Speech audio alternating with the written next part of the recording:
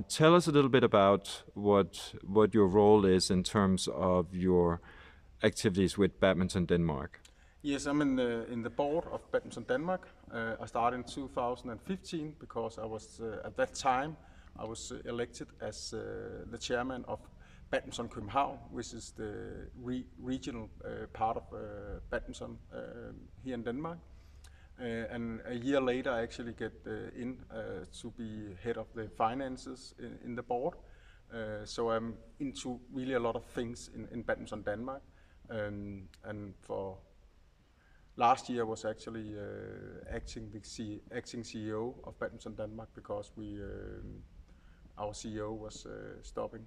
And so you stepped in as an interim CEO for Yes. a period of time, and Yes. now there's a new CEO Yes. employed at Badminton Denmark. So Yes. now your role is strictly on the board. Yes, only on the board. So let's talk a little bit about badminton in Denmark. Yes. I think it's fair to say that there are a little over 90,000 active members. Almost 100,000. Oh, you're so positive. Almost 100,000. What would you say is the secret to the success of badminton in Denmark? Yeah, there's several things that the secret. First of all, we have this we call clubs or foreninger, where we have all the volunteers. We are almost 700 badminton clubs here in Denmark, and we have a long tradition. It's one of the biggest sport here in Denmark, and we have all these volunteer club. That's one of the stones that are positive for badminton here in Denmark. And the second thing is actually the coaches.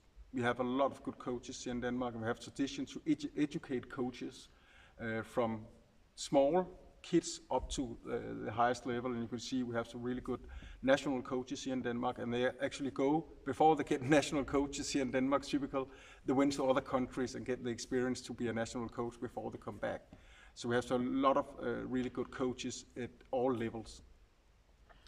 Very good. If you look at Denmark and compare Denmark to other countries, would you say the fact that a lot of badminton courts were built shortly after the sport became popular is one of the reasons why so many people have had an opportunity to start playing badminton, and through those circumstances also managed to develop players who became some of the best in the world? Yes, the most important things actually, of course, you have the facilities. That's really, really important. And we have a lot of badminton halls here in Denmark, but it's very different compared to which areas in Denmark you are, because if you go in Copenhagen, where a lot of people live here in Denmark, there's not many badminton halls compared to if you get outside of Copenhagen and all to the small countries where have a lot of badminton halls.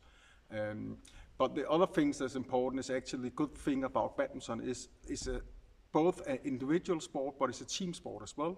And here in Denmark, we have a really, really big team tournament. It's actually really important. And we have it from under 9 to over 70 years old players.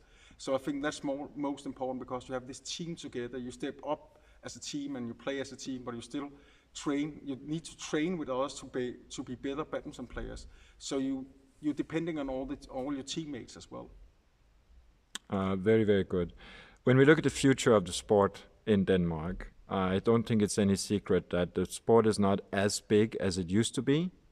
What do you foresee in the future? More or less the same, or what's going to happen? If you look back to like 20 or 30 years ago, there's a lot more badminton players in Denmark, and then we go step down a little bit, not a little bit, quite a lot actually, to be honest.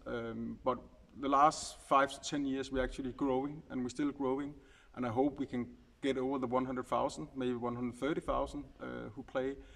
But it's still depending of our clubs, and especially we get outside in the country where we need to secure we still have the badminton clubs. So they're not only a sport in the big cities, but in whole Denmark.